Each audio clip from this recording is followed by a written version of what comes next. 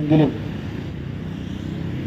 ഇന്നത്തെ ഈ കാലഘട്ടത്തിൽ റോഡിൽ പൊലിഞ്ഞു പോകുന്ന ജീവനുകളുടെ വിലയുടെ പ്രാധാന്യം മനസ്സിലാക്കി ഈ രാത്രി സമയത്തും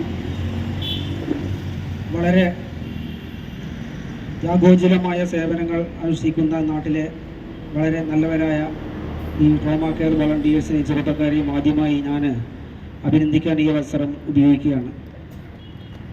അതുപോലെ തന്നെ നിങ്ങൾ ഇന്നിവിടെ റോഡ് സേഫ്റ്റി അവയർനെസ് എന്ന് പറഞ്ഞു കഴിഞ്ഞാൽ എല്ലാവർക്കും അറിയാവുന്ന കാര്യമാണ്.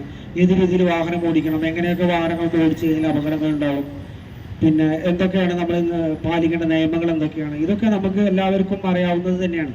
പക്ഷേ ഇത് നമ്മൾ ഓരോ വർഷവും നമ്മൾ ഇങ്ങനെയുള്ള അവസരങ്ങൾ വരുന്ന സമയത്ത് ഇതൊന്ന് നമ്മൾ പുതുക്കുന്നതിൻ്റെ ഒരു ഉദ്ദേശം മാത്രമാണ് ഇപ്പോൾ ഞാൻ ഈ ഒരു 5 മിനിറ്റ് സമയത്തിലൂടെ ഞാൻ ഉപയോഗിക്കുന്നത്. നിങ്ങളെല്ലാവരും ഇതിനെപ്പറ്റി അറിയുന്ന ആൾക്കാരാണ്, അവയർനെസ് ഉള്ള ആൾക്കാരാണ്.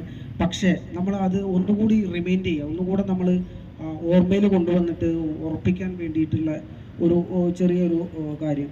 നിങ്ങളിവിടെ ഒരു നോട്ടീസ് കണ്ടു. ഈ നോട്ടീസിൽ ഒരു 5 എംബ്ലം 5 സിംബൽസ് കണ്ടു.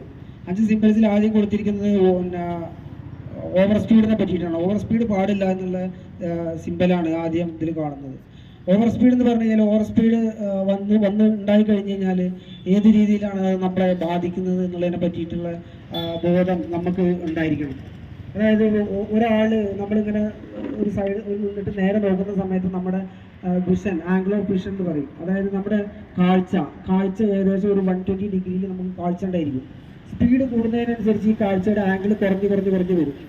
അതായത് ഒരു ഹൈവേയിൽ റോഡിൽ ഒരു 100-140 സ്പീഡിൽ ഓടിക്കുന്ന ഒരു ആൾക്ക് സൈഡിലുള്ള